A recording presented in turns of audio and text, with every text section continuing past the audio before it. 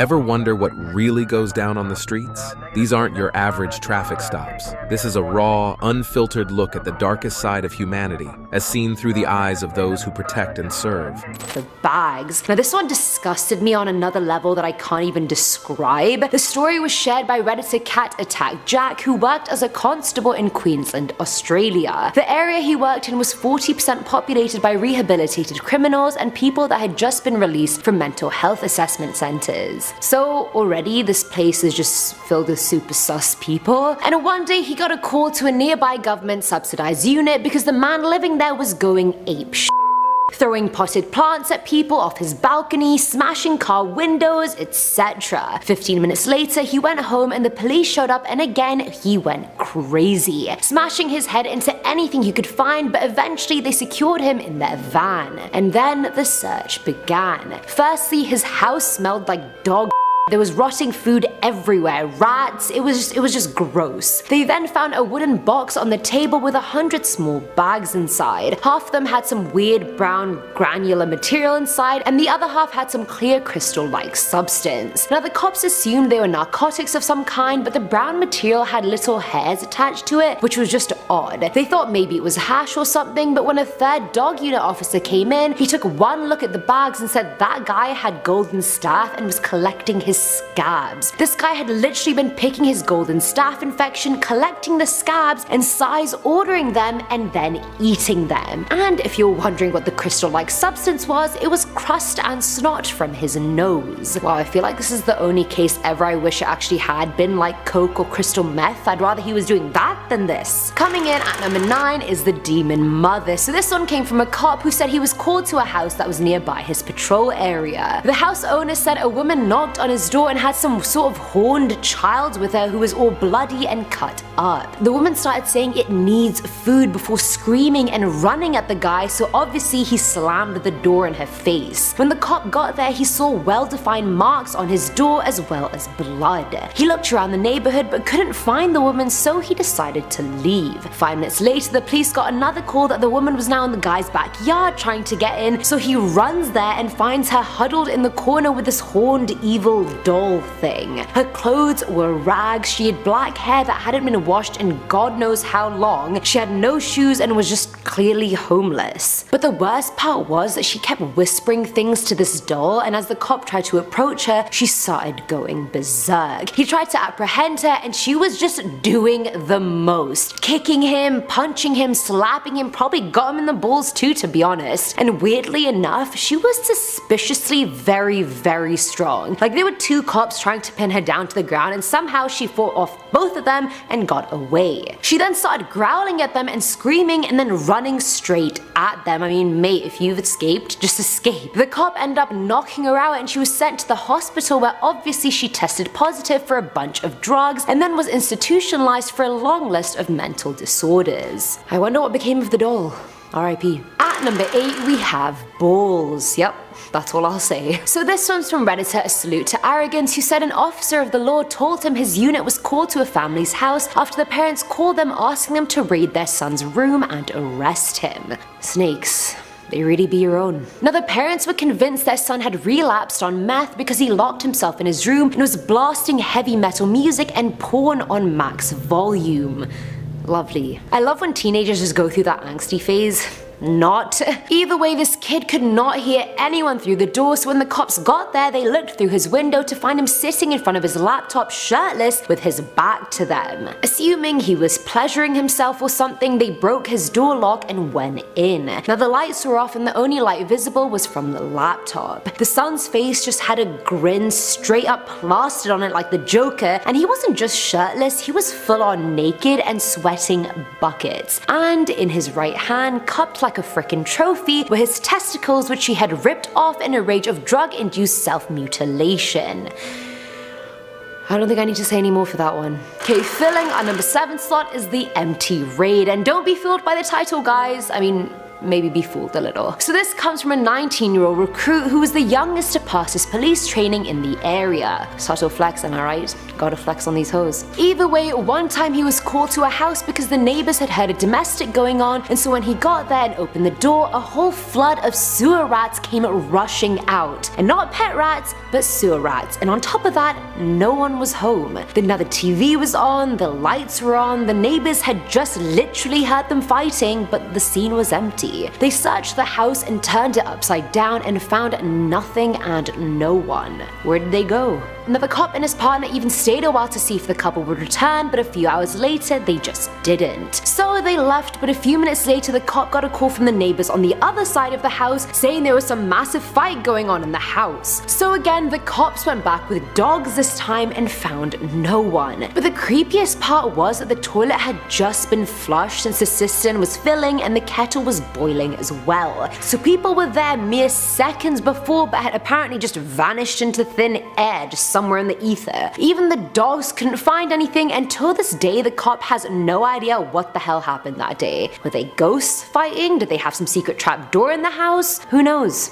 Now at number 6 is the Maggot Woman. This one was from a cop who said this wasn't their story but their friend's story who was an EMT. The police were conducting a raid on an apartment because the landlord had called in saying there was a horrid smell in one of the units that everyone was complaining about and that there could be something fishy going on, so get right to it my friends. When the police went inside, all they found was a woman sitting on the sofa and her underpants area seemed to be squirming and moving. Now the police decided to call the EMT before things progressed, and the EMT took the woman's pants off and found a bunch of maggots covering her genital area, like it was just covered in maggots. I honestly actually gagged a bit while writing this bit at my desk, like it was bad. Either way, while the EMT dealt with the woman, the police looked around to discover she had a really bad substance abuse problem, mostly heroin, and the needles she'd poked into her lower region had caused an infection. Now that infection led to rotting flesh down there, which attracted flies, and then of course maggots. And can I just add, this woman was fully alive when everyone was there. She was alive but just so drugged up she didn't even realize she was just basically rotting from the waist down. Genital hygiene, guys. Let's do it. Let's please do it. Coming in at number 5 is the bloodbath. Now this one's from Reddit user Through Wash, whose dad is a police officer and who got a call one day asking him to check out a domestic dispute on the 23rd floor of this apartment building.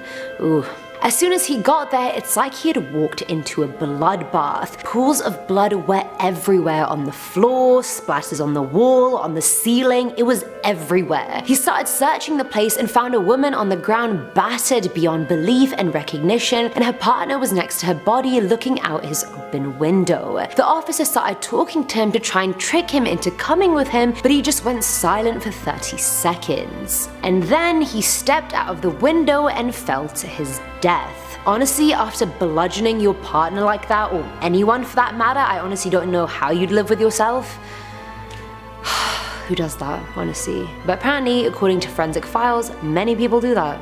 At number 4 is the pseudo pepper spray. This one is gross, be warned. So Reddit user Swaggy YOLO shared that when he had just become an officer, he got a dispatch call from a family. There had been some altercation with the siblings, so he was called to the scene. Now the cop knew the brother from before and handcuffed him. Apparently he had pulled off his sister's weave, and so she pepper sprayed him and he could smell the stench everywhere. And mind you, pepper spray comes in different forms. It's not just spray, it can come in gel form as well. I didn't know that because I've never owned pepper spray, but it's good to know, and I should own it. Now the cop was walking around taking pictures of the house and then went into the brother's room, and it stunk. The pepper spray odor was so strong and the cop's eyes instantly started watering, and he had to leave the room multiple times because he simply couldn't breathe. But inside the room he found a bunch of brown gel-like stains all over the wall in the shape of handprints. He assumed the brother had wiped the pepper spray off his face and onto the wall, but he thought it was a bit sus that it was everywhere. Like, did she spray 4 cans on him or what? Like, was the weave really that big of a deal? I mean, who knows? Either way, the cop took the brother to jail and then got a call from the same house a few days later. There was some medical issue of some kind, so he goes back there, and mind you, the other guy is still in custody. While talking to the family, he asked if they had cleaned all the pepper spray in the room, and they were confused and said there was no pepper spray in his room. He mentioned the gel on the wall, and horrified, they explained how he had been ejaculating on the walls for years and then just playing with it. The gel was all old semen, and and the fumes in the room were so strong because they were so old and concentrated. Thankfully, or maybe not thankfully, the cop still has pictures of the room, so you guys get to see it too. Now, filling our number 3 slot is the Scarecrow. Now, in this one, dispatchers had been called by an older couple who claimed a man had been standing in their backyard for many hours at this point, and they were quite scared. Not sure if this man was armed or not, several cops showed up, splitting into 2 groups and going around both sides of the house. This seems like a COD mission. Either way, when they emerged, guns out, they saw the man and told him to get on the freaking ground, face first, hands behind his head. No response, no movement. Now the cops moved closer and realized the guy isn't moving, period. The guy had actually robbed a 7-Eleven 3 hours beforehand and had ran down the road on foot. He entered this neighborhood and had tried to take a shortcut through this couple's backyard, and as he was trying to hop the fence, he slipped and literally impaled himself on the fence post, and his body weight pulled him even further down on the post so he couldn't even pull himself off. The post entered his groin and came out of his shoulder, so by the time the cops got there, they found a genuine human Scarecrow. But now I'm like, didn't the older couple find it odd that the man was on their fence? Like, was that not a dead giveaway? Now at number 2 is the Drug Den. This one just visually and graphically really got me, so if you guys have weak stomachs, maybe skip it. Not that number 1 is any better, but just letting you know. So Reddit user I'mCode4 shared that he was called to an apartment once that was a locally known drug den. A female at the apartment had called saying the male renter had been attacked and she'd managed to get away. The cops got there and the door was bolted shut, kicking it, shooting it, and nothing was opening it. Turns out a drug team had raided the den a few weeks ago, and after that the tenants had reinforced the door with a metal slab. Either way, 22 tries later they managed to get it open and they got inside. Guns drawn, they walked into a complete show. The place was dark and dingy. There were swastikas everywhere, 666 on the walls, pentagrams, faces on the walls with the eyes scratched out, even dolls on the ground with the eyes made into X's. They got into the first room and found a trail of blood and started following it. It led down the hall to the bathroom, and in front of the bathroom door they found the tenant's dog freaking out. It was shaking uncontrollably, peeing all over the place. It was just terrified. They made their way around the dog and went into the bathroom to find the renter hunched over in the tub. He was profusely bleeding from his face while holding his cheeks. He was trying to talk and telling them not to hurt his dog, but they literally couldn't understand a thing he was saying. Blood was pouring from his mouth, and then they saw his jaw had been dislocated on both sides and was just kind of hanging there. The culprits had beaten his face with a hammer, and the only way he could talk was by moving his tongue in the pattern of the words he was trying to say. Ugh, no.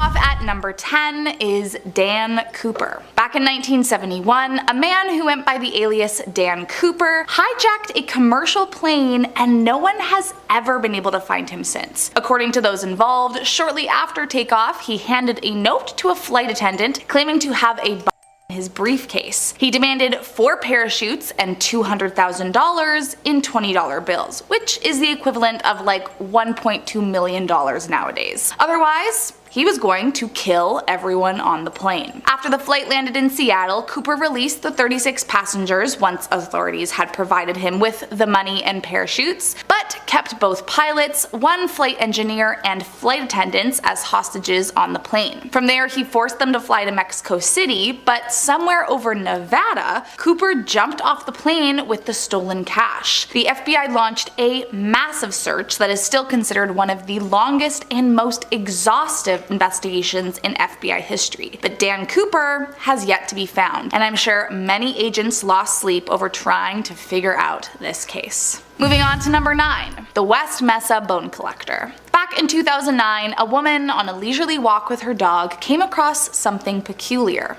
A human bone. Little did she know, she'd stumbled upon a major crime scene. Upon her discovery, authorities became immediately involved and discovered that it was a mass grave filled with human remains. But how did they get there? A killer dubbed the West Mesa bone collector. Active between 2001 to 2005, the killer was known to target young women, usually Hispanic, and almost always involved in late night services or the trade, but not exclusively, which made it hard to identify why he chose his victims. While we know practically nothing about the killer, we do know that he would take the bodies to the desert to dispose of them. After years of police investigation, the remains of 11 women were found scattered in the deserts of Albuquerque, but the exact way they died is yet to be discovered, as medical examiners and forensic experts have not been able to identify his methods, which is very unusual. Sadly, neither police or FBI have ever been able to track down who was responsible for ending these young women's lives, and I am sure the agents on the case are continually disturbed by the fact that he remains on the loose. Moving on to number 8. Glendon Scott Crawford. In 2012, Glendon Scott Crawford, who was a part of the Pointy Hat white supremacist group, conspired with a guy named Eric Fate to turn an industrial-grade X-ray radiation device into a weapon of mass destruction. The plan was to have a remote-controlled death ray he could use on Muslims in the United States, targeting mosques, community centers, and so on. So Crawford sought assistance from Chris Barker, one of the Imperial Wizards in his hate group. However, what Crawford did not know was that Barker, in an effort to handle his own felony charges, had become an informant for the FBI. This led to another FBI agent coming on the case undercover, and eventually, once there was enough evidence stacked against Crawford's plan to commit acts of he was sentenced to 30 years behind bars. Still, I can only imagine how disturbing it must have been for those undercover agents to be in the same room with such a disgusting man. Moving on to number 7, Richard Trenton Chase. Often referred to as the Vampire of Sacramento, Chase was a truly terrifying killer who took the life of 6 people in just 1 month back in 1977. Before he turned to human victims, Chase would capture animals and bring them back to his apartment to kill and disembowel. From there, he would eat them raw, sometimes mixing them with Coca-Cola in his blender. Then in 1973, Chase was forcibly admitted to an institution after being taken to emergency for trying to inject rabbit's blood into his veins. While in the facility, he was diagnosed with paranoid schizophrenia and became known as the Vampire, as he all too often killed animals and drank their blood. But by 1976, he was deemed no longer a threat to society and released back into his mother's custody. Tragically, she began weaning him off his medication, believing he didn't really need it, and once again he slipped into old habits. But this time it wasn't birds and rabbits Chase was harming, he was breaking into homes and killing people before treating them just as he did his animals. Eventually he was put on trial for his 6 victims, and a jury ruled him guilty, rejecting the defense's attempt that he could not be tried due to insanity.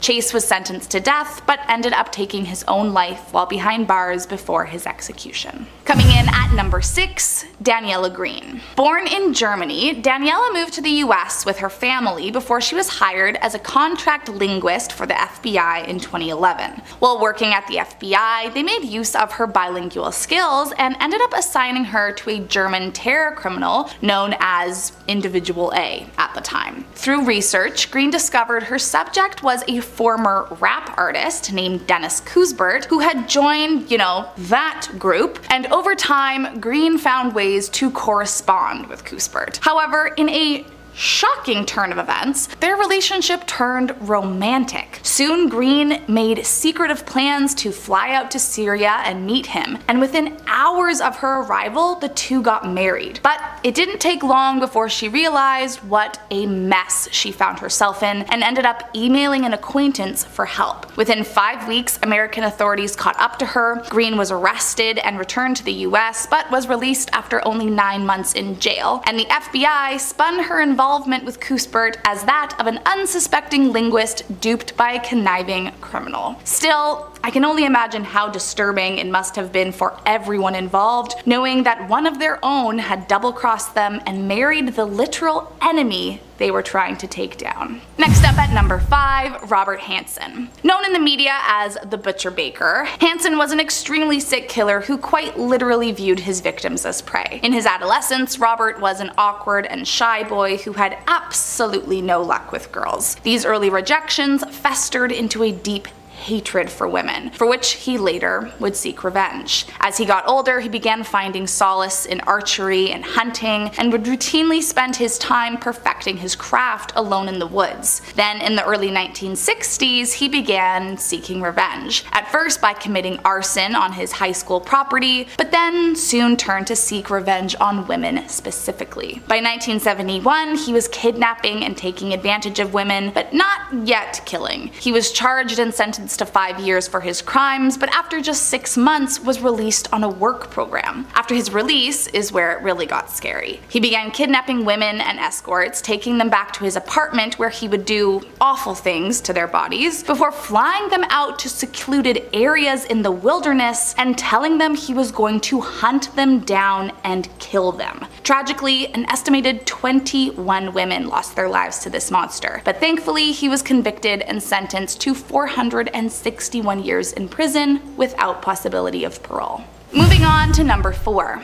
Albert Fish. Also known as the Brooklyn Vampire, Albert Fish was a terrifying killer responsible for the death of 3 people in the mid-1920s, although according to him, it was well over 100. Fish grew up in an unstable home. Both his parents suffered from mental illness, and after his father died, he was sent to live at an orphanage. While there, he was by the other orphans, but he started to develop a rather confusing feeling towards the pain. He began to enjoy it. As Fish got older, he started seeking darker and more twisted things to feel alive, and soon that led to the kidnapping, taking advantage of, killing, and later devouring of minors. Thankfully, the monster was caught in 1935, and shockingly, he wasted no time denying his atrocities. In fact, he almost seemed proud of them. I can't, and frankly won't, go into detail about what he did, but it is some of the most disgusting stuff I have ever read about. And I can only imagine the agents on his case felt the same. Eventually, Fish was sentenced to death and died by electric chair in 1936. After his death, his lawyer refused to release his final statement, saying, quote, "I will never show it to anyone. It was the most filthy string of obscenities that I have ever read." Next up at number 3, Michael James Pratt. Currently on the FBI's top 10 most wanted, I can only imagine how disturbed the FBI was when they first became aware of this case. Between approximately 2012 to 2019, Michael Pratt, along with a few accomplices, was involved in recruiting underage girls to be a part of an adult film production company that he owned and operated. Pratt lured the girls in under Craigslist ads asking for models, and from there he promised payment in exchange for a clothed modeling gig. But sadly, this couldn't have been further from what he had planned for the victims. Beyond the obviously morally despicable stuff they were making these girls do, he would also force past victims into providing false assurance to the girls that their films would never end up online. Allegedly, some of the victims were not permitted to leave until the shoot was completed, others were forced to perform after declining participation, and the crew was also known to commit SA when the girls wouldn't comply. After fleeing the country in 2019, right before his trial for his crimes, he was added to the FBI list, and the search for this creep continues. Moving on to number 2, Mark Putnam. In the mid-1980s, Mark Putnam was a happy husband, father, and successful FBI agent. But after relocating to the Bureau's Pikeville office, things began to change. At this time, Carl Edwards Lockhart, a notorious bank robber, had just been let out of prison, and Putnam believed that he was back to his old ways. So he began gathering informants that could help him take down Lockhart. One of these informants was Susan Smith, addicted divorcee raising a family who needed the cash. But soon, she became more than just Putnam's informant. The two began an affair, and by 1989, Smith was allegedly pregnant. This terrified Putnam. He knew it would not only ruin his marriage, but end his career, and so he demanded a paternity test and explained he and his wife could adopt from her. This, however, led to a violent fight between them that ultimately ended with Putnam strangling Susan to death. Initially, the suspect was Susan's ex-husband, but soon Putnam was interrogated, and after failing a polygraph, he confessed to the whole thing and offered to lead the FBI to where she was. However, there are a few mysteries. Susan Smith's sister claimed that FBI agent Ron Poole, Putnam's superior, not only knew about Smith's alleged pregnancy, but also disclosed to Smith information about Putnam's illicit activities with other informants. And allegedly, medical examiners claimed that they were unable to find any trace of a fetus during an autopsy on Smith, who should have been 4 months pregnant. I mean, it's just all disturbing top to bottom. And last up in our number 1 spot, the Brianna Dennison case. Brianna Dennison was a college student home for the holidays in Reno, Nevada, when tragically one night she went missing while staying over at a friend's house. In the days following, the Reno Police Department conducted an investigation at her friend's home where she had last been seen and concluded she had been abducted after discovering male DNA on a doorknob and her own blood on a pillowcase. At this point, the FBI became involved in the search, and after investigations linked the male DNA to other open cases involving sexually violent crimes, they worried that the missing girl's fate had already been decided. And sadly, nearly a month after she had gone missing, Brianna was found dead in a ditch. That fall, after lengthy investigations, interrogations, and DNA samples, they finally found the man guilty of the crime, James Biella. And it came out that he had actually held her captive in his home for several days, harming and doing awful things to her body before he eventually killed her. And to top it off, he lived 1 block from FBI agents, 2 sheriffs, and a local police officer. So he was literally doing it all under their nose. Lesas. This is also known as the Madrid Mystery. This is said to be the true story of a girl named Estefania Gutierrez Lazaro. She was from Madrid. Now, as a kid, her parents said she would dabble in the occult. As a teenager, this led to her performing a seance at school with a Ouija board. The group wanted to contact one of her friend's boyfriends who had recently died in a motorbiking accident. As the seance got more intense, the group was stopped by a teacher. It was a good thing too, because witnesses reported that at that exact moment, Estefania had smoke pouring out of her own mouth and nose. Over the next 6 months, she began to suffer from seizures and hallucinations. Sometimes she would go into a blind rage, barking at her brothers, or would tell her parents that she could see evil shadows walking past her room at night. Her parents were worried, but no doctors could find anything wrong with her. Then, a few months later, she was found dead in her bedroom. Her parents said it was to do with the Ouija board, and their fears seemed confirmed when strange things started happening in that house. Over the next few years, they were plagued by slamming doors, appliances switching on and off,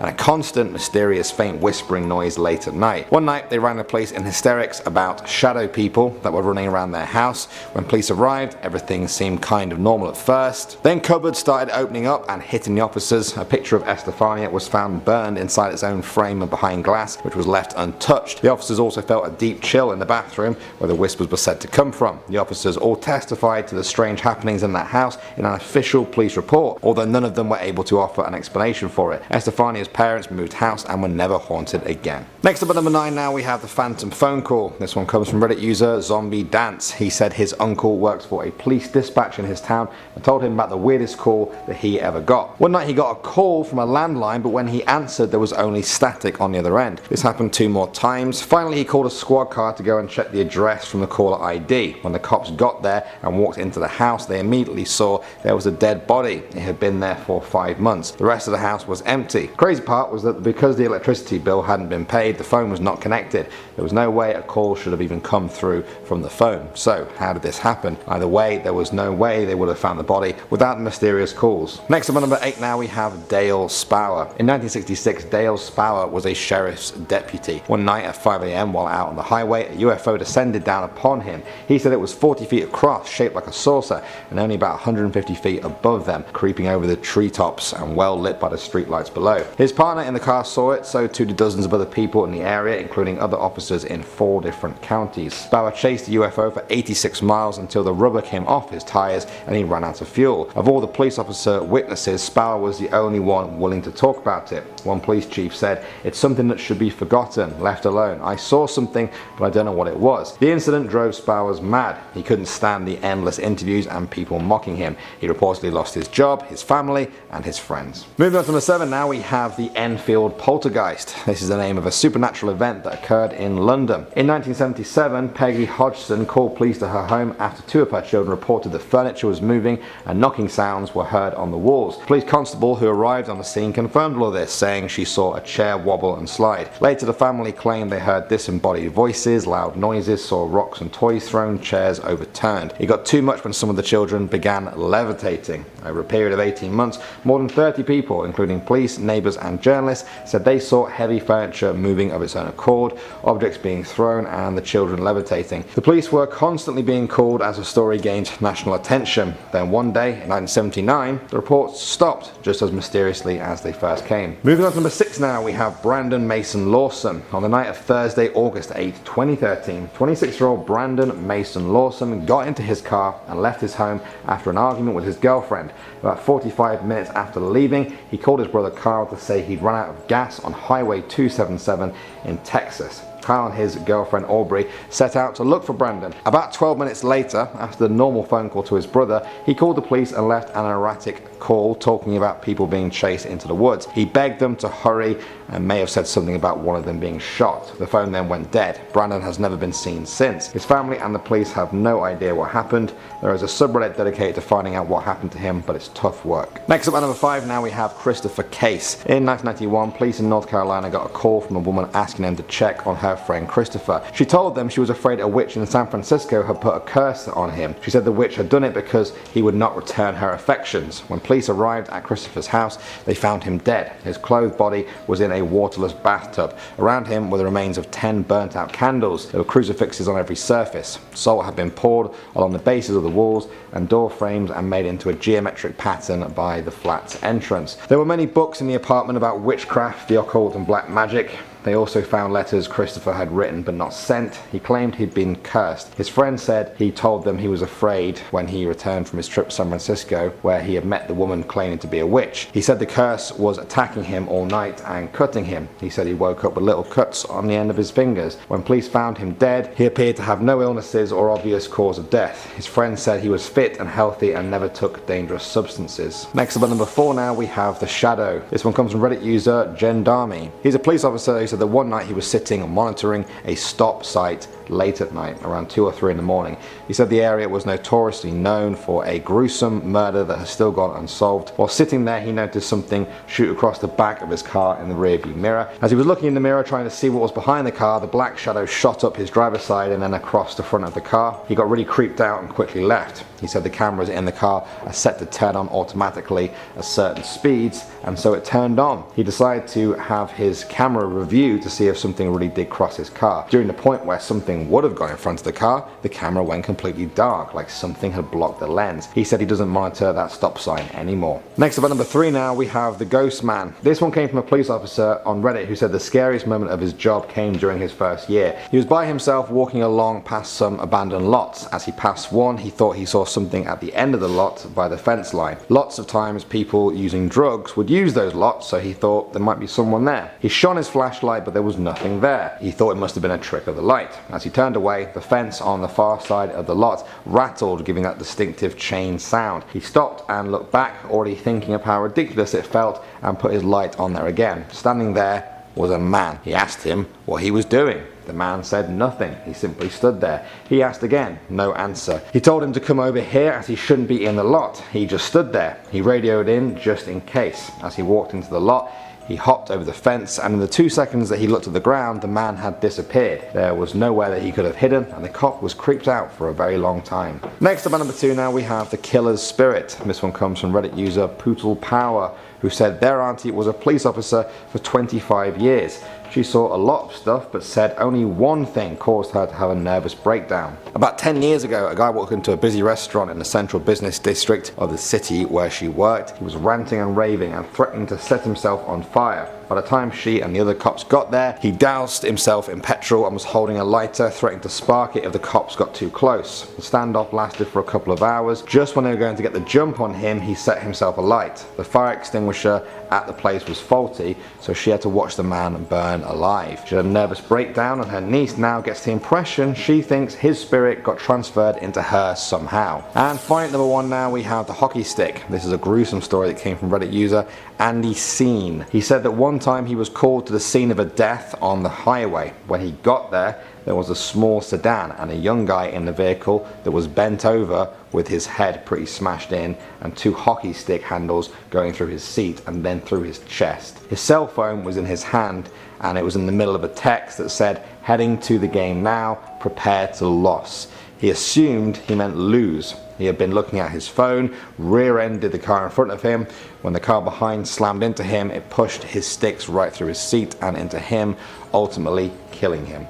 A dark reminder to never use your... We have the disturbance. This one comes from a 19-year-old fresh police recruit who was called to a domestic dispute by concerned neighbours. When they got to the house and opened the door, a swarm of rats just poured straight out of the house. The lights and TV were on, but nobody was home. They looked everywhere, but couldn't find a single person. After waiting for a while for the owners to return, they just left. A few minutes later, they got another call from neighbours saying there was arguing coming from the same house again. This time, they brought the dog squad, but again, the house was just empty. It got even stranger when they found the toilet had just been flushed, like seconds before they had been into the house, and also the kettle was on the boil. What do you guys think of all that? Slippery suspects or the supernatural? Next up at number 9 now, we have the twisted mind. User Jaws76 is a police officer who told Reddit that years ago he was called to a body dumped in the stairway of a public housing building. As they arrived, they propped open the door with a doormat. A nice young man came and gave them a hand until they secured the scene. The victim was in a shocking state, multiple slashes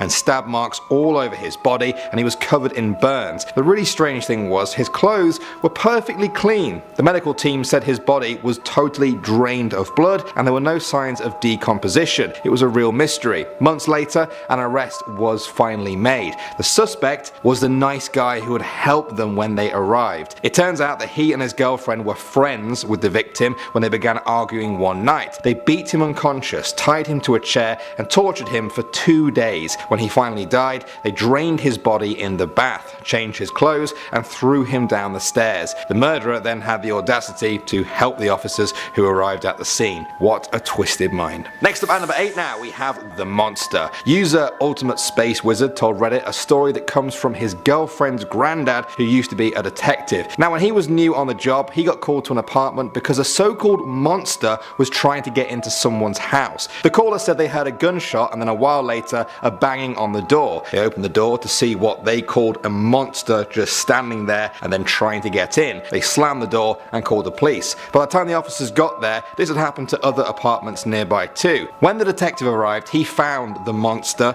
stumbling around the building. It turns out it was actually a guy who had tried to kill himself with a shotgun blast to the head. He got the angle wrong though and blew off his mouth and nose, but he was still alive. He then stumbled around looking like this to the other apartments in absolute shock, trying to get help, but everyone was so scared of his appearance they just kept the door shut. That one is both scary and sad. At number 7 now, we have the scarecrow. This story goes that the police were called to the house of an old couple who said there was a man standing in their backyard at night. The officers showed up and split into 2 groups, each heading down one side of the house. As they approached him in the dark, they ordered him to get down on the ground and put his hands behind his back. He didn't move. It turns out that just a few hours before, a suspect had robbed a nearby store, and as he fled, he ran through that backyard. He tried to get over the fence but slipped and fell all the way down right onto a fence post, impaling him. He couldn't lift himself up and his own weight slowly pulled him down. The pole entered his groin and ended up reaching his shoulder. The story was grimly referred to by the police department as the Mr. Scarecrow incident. At number 6 now, we have writing on the wall. Reddit user Cop Without Vest told a story about the time he and his partner were called to check on the welfare of a person. The ex-boyfriend of a woman had called, and he said he was concerned about her after receiving texts from her saying that she wished it never ended and that she couldn't go on any longer without him. The police officers got to her place, but there was no answer at the door. They called the number that the guy had given them, but although they could hear the phone ringing inside, she didn't pick up. They heard some slurred speech from the other side of the door, and finally it unlocked, but it didn't open.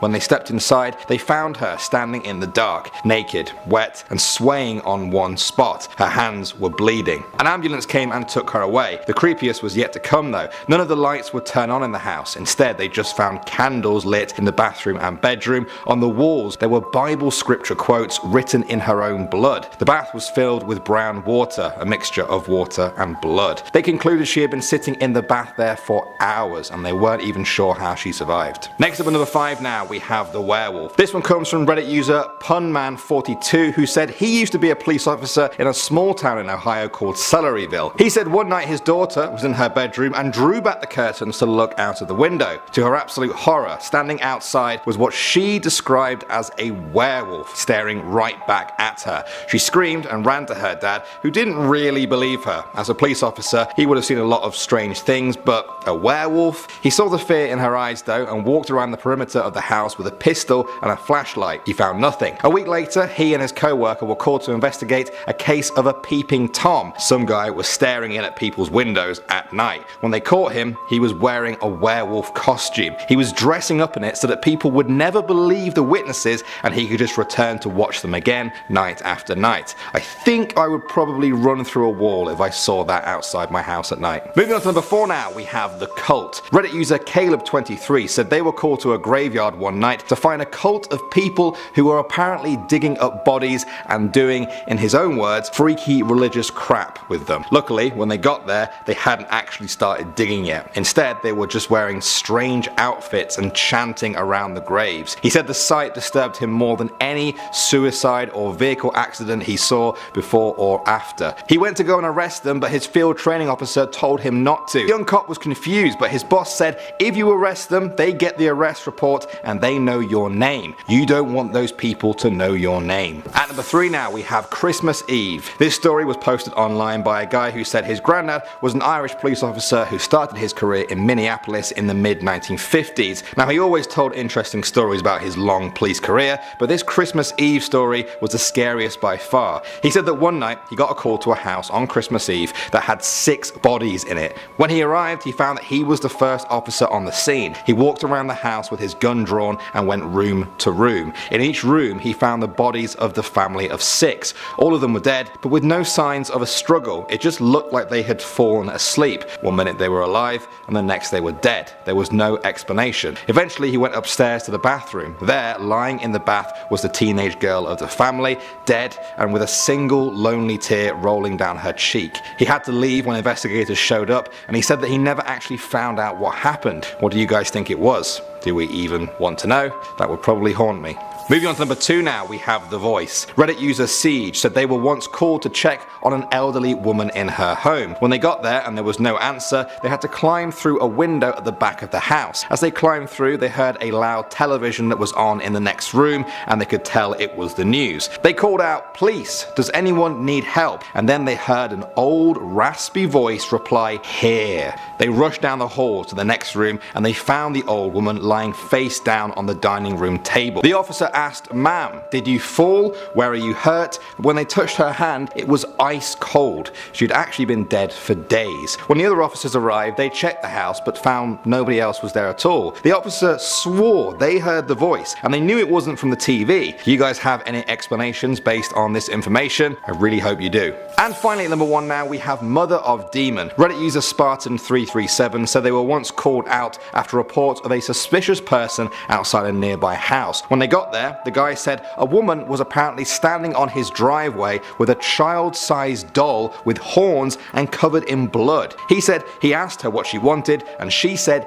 it needs food, and then she started screaming and running at him. He slammed the door and that's when he called the police to the scene. The officer found blood and claw marks on the door from her fingernails. He was searching the area when he got another call saying the woman had returned, but this time she was round the back of the house. It was dark, but he found her with his flashlight. She was crouched on the ground with her evil looking doll next to her. She didn't respond to the officer, she only whispered at her doll. Her clothes were in rags, she had no shoes on, she just kept turning her head slightly to the side and growling in between the whispers. When the officers tried to move her, she went berserk and started attacking them. They had to knock her out and drag her to hospital where she tested positive for PCP and other opiates. Well, heard by police officers. Starting off this list in our number 10 spot, we have Kyle's story. This story comes from an officer named Kyle Broadus, and he starts off by explaining that one person who they regularly get calls from is an older woman in her 80s. She struggled with remembering to take her medication, which would often leave her hallucinating that children were in her house and that these children were moving her belongings around and making noise,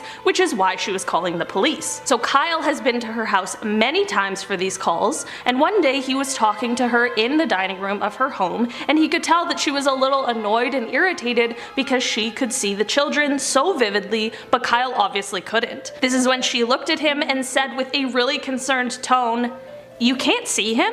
He's been staring at you for 10 minutes now and grinning." And then she pointed to a spot that was only 5 feet away from where Kyle was standing. Kyle said of course he knew it was just her hallucinations, but he said that the way she said it was so creepy, and honestly I can't blame him for feeling like that. I feel like I can just imagine how this scenario went down, and I definitely would have felt the same way. In our number 9 spot today we have this OPP story. This story comes from someone whose dad was an Ontario provincial police officer for several years. A while ago he was working a night shift when he heard what no one ever wants to hear, which was someone yelling for help. He did exactly what he's supposed to do and of course went to go and check it out. This is when he gets to the scene and sees an entire house engulfed in flames and a woman standing on the roof yelling for help. This officer was able to climb up the side of the front porch and up a steel rail banister in order to help this woman to safety, but she then informed him that her husband was unfortunately still inside the home. The officer went back up and headed inside the home,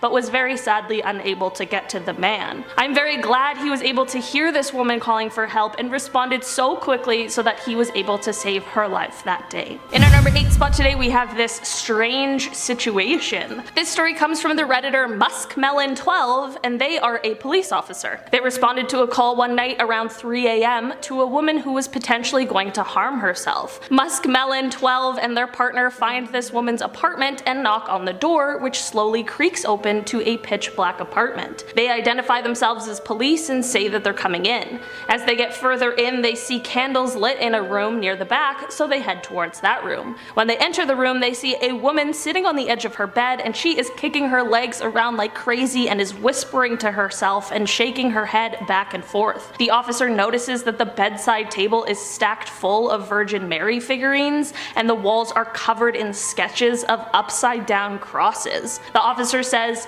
"Ma'am, this is the police," and that's when she snaps her head towards them with a wrinkled face and says, "You can't help me. The devil has me." Yeah, this officer said that they didn't sleep for the rest of the night after their shift, and I truly can't blame them one little bit. In our number 7 spot today we have this runaway story.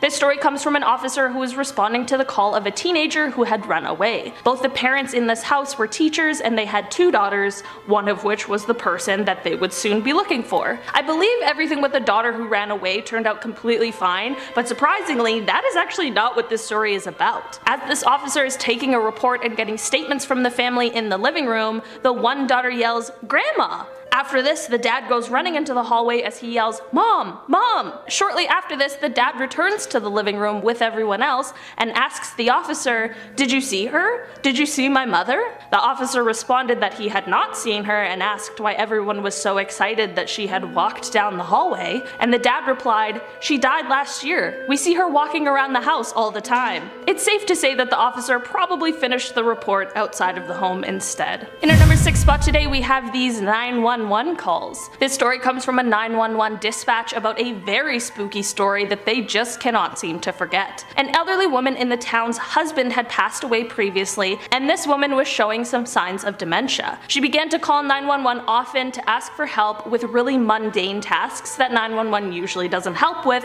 but of course they always responded. This woman believed she was calling her husband for help doing things like turning the thermostat up or helping her boil some water. So one day after this has been going on for a while, 911 gets the call and hears her say, "John, I need your help." The officers respond and unfortunately find her passed away, but the weird thing is, she had been gone for a lot longer than the minutes it took them to respond to the call. They just thought it was weird and carried on, but then for months afterwards, 911 continued to get calls and would hear her voice on the other end saying, "John, I need your help." And of course the officers have to respond every time, and they always found an empty house. Even the phone line had been disconnected, so who knows how these calls were still coming through. In our number 5 spot today we have this possession story. This story comes from an officer named Meredith who was working in dispatch at the time, and it starts off with the family calling 911 saying that their daughter had been possessed. The family explained that there was no history of any substance abuse or mental illness that would cause this sort of behavior, which is why they believed that it was possession. Apparently family members were holding the woman down, and Meredith could hear 2 people yelling at each other in the background. Meredith asked the person on the phone to tell whoever was yelling at the possessed woman to stop yelling, to which the caller replied, "It's her." Meredith said that she knew that the woman was yelling, but whoever was yelling back at her should stop, and the caller said, "No, it's her, both of the voices." Meredith was absolutely shocked and could not believe what she was hearing. She said she could distinctly hear a woman yelling and an adult male yelling back. She also said that both voices were screaming in a different language that she couldn't understand, but that she absolutely knew it was 2 totally different voices. Meredith said it made her skin crawl, and she has never been able to forget that day. In our number 4 spot today we have this abandoned hospital story. This story takes place in an abandoned hospital, of course, at nighttime. The city had built a new hospital, and this one had just been totally abandoned, leaving everything in place, even half-drank coffee mugs. This officer was at the hospital and found himself having to turn off lights he swore he had turned off already. He was doing rounds of all of the floors when he heard footsteps above him. He took the elevator up, which I'm kind of surprised by, but as he's in the elevator, he can hear talking and giggling that gets louder as he goes up. I personally would have been out of the building already if I heard that,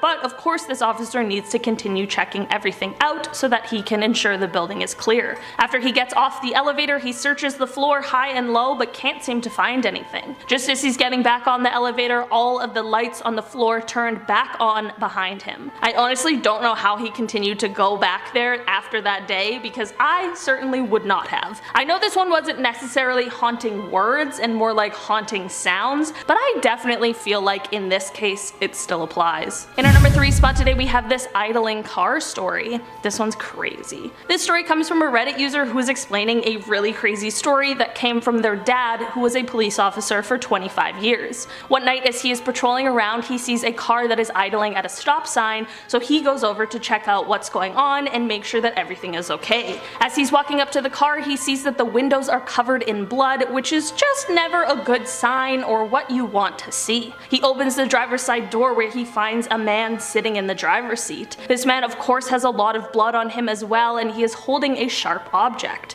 The officer asks the man if he's okay, and this guy says back to the officer, "I couldn't stop the buzzing sound, so I cut my ears off." I truly couldn't imagine how anyone could stay calm in this situation, but the officer of course did, and the ambulance arrived shortly after in order to help this injured man. That is definitely on the list of things I wouldn't have suspected an officer to hear on duty, but I'm very glad that this officer stopped and that this guy was able to receive the help and medical attention that he needed. In our number 2 spot today we have John's story. This story starts off with a family calling 911 because a guy in the family, who we'll call John, is having some sort of psychiatric episode. They arrive at the home and John is in his room rocking back and forth, and there is blood smeared all over the walls, which would be absolutely frightening. They explain that it honestly looked like a scene from from a horror movie. They call John's name a few times, trying to get him to look over at them and respond. Finally, John stops rocking back and forth, glances at them, and then back at the ground. This is when they walk over to John to try and get him to an ambulance, and they say, "Alright John, time to go," and without missing a single beat in what they described as the most demonic sounding voice they've ever heard, John responded with, "John's not here anymore." This whole thing honestly sounds like it came straight out of a horror movie, because that would be absolutely terrifying. There wasn't any follow-up to this story, unfortunately, but I truly hope John was able to get the help that he needed that day. In our number 1 spot today, we have this dying declaration story. This story comes from a police officer on Reddit who goes by the username LXIV. This story comes from a time when he was responding to a call where a woman had unfortunately been hurt very badly. As he arrives at the scene, the victim is really struggling and he is trying to keep her stable until the paramedics arrive. So there is a law in court that you can't testify on behalf of a witness and explain what they said that they saw. The witness has to testify themselves. One of the only exceptions to this is if the witness passes away or believes that they are about to pass away, but they were able to give the details of the event in their final moments before passing. Then the person who heard these words is allowed to testify on their behalf.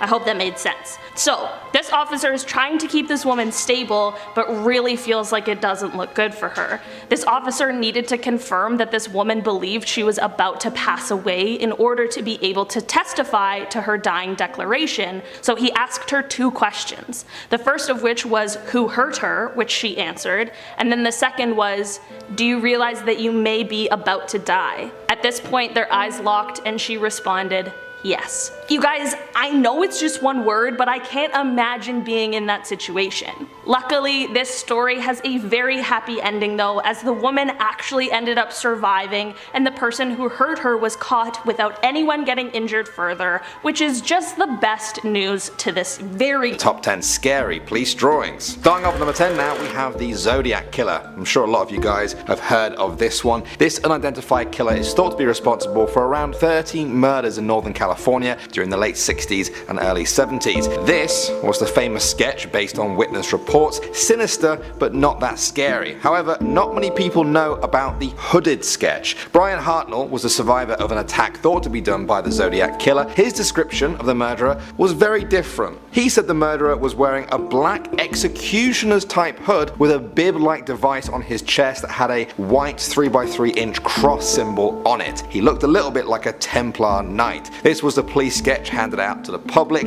I found this one on Reddit where people described it as absolute nightmare fuel. I think that's a fair assessment. Moving on now to number 9, we have Mr. Cruel. This is where things get really serious. Mr. Cruel was the nickname for an Australian child rapist who attacked 3 girls in Melbourne in the late 80s and early 90s. He has never been found since, mainly because he was very careful and meticulous with his attacks. He famously always wore a tailored balaclava. Because of this, the police sketches are of just the balaclava, and they were terrifying. In the years since then, nobody has identified Mr. Cruel. Police have searched 30,000 homes and interviewed 27,000 suspects over the attacks. There is currently a 300,000 Australian dollar reward for information leading to the arrest of Mr. Cruel. Next up at number 8 now, we have the Lake Bottom murderer. On the 5th of June 1960, 3 Finnish teenagers were found dead on the shores of Lake Bottom in Finland. There was one survivor with them, 18-year-old Niels Gustafsson, and he said the group was attacked by a black-faced figure with glowing red eyes who bludgeoned the others to death. Niels was badly beaten but managed to survive. These were the police sketches of the murderer. His deep-set brow made him rather unique looking. Surely someone around must have seen this man. Perhaps even more creepy was this picture that was taken at one of the funerals for the victim. Some say this man in the middle looks remarkably like the police drawings we took a look at earlier. Next up at number 7 now, we have The Peeper. In March 2016, police in Citrus Heights, California scared the community when they released this sketch of a suspect. It was part of an investigation into a local window peeper.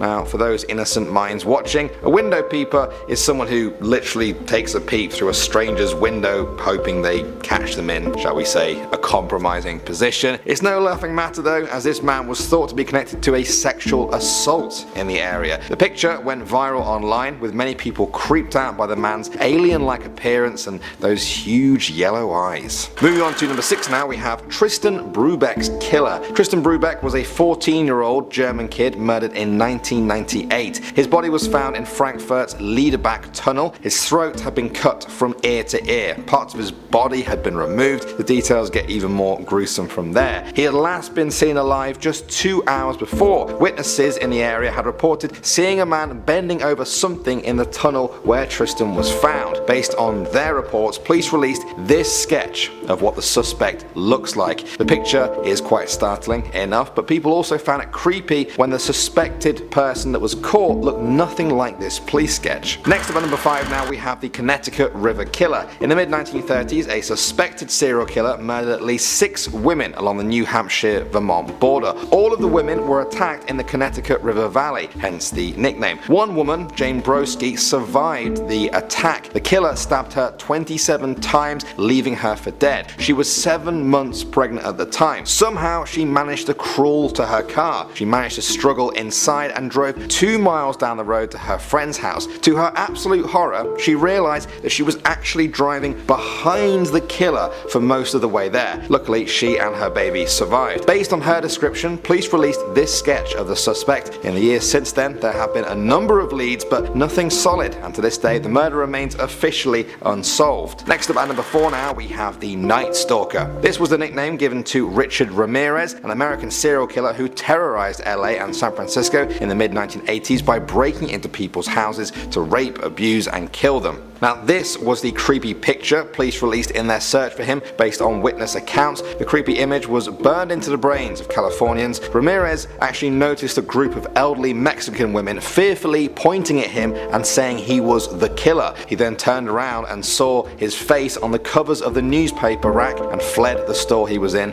panic. He was eventually caught though and sentenced to death, but ended up dying of cancer in 2013. Moving on to number 3 now, we have Derek Todd Lee. He was also known as the Baton Rouge serial killer after murdering 7 women between 1992 and 2003. The police investigation didn't really go well at first. Prior to his murder charges, Lee had actually been arrested for stalking women and watching them in their homes. Despite this, he was initially overlooked by police who believed the killer they were looking for was white. After DNA tests came through, they altered their suspect profile. Police released this sketch of the suspect. It's gone down as one of the most striking police drawings ever. Lee was eventually caught thanks to DNA testing, which linked him to the scene of 2 crimes. Next up at number 2 now, we have the disappearance of Zeb Quinn. He was an American teenager who went missing on January 2nd, 2000 in Asheville, North Carolina. Now, Quinn was 18 years old and was not seen after finishing his shift at Walmart that day. His car was discovered several days later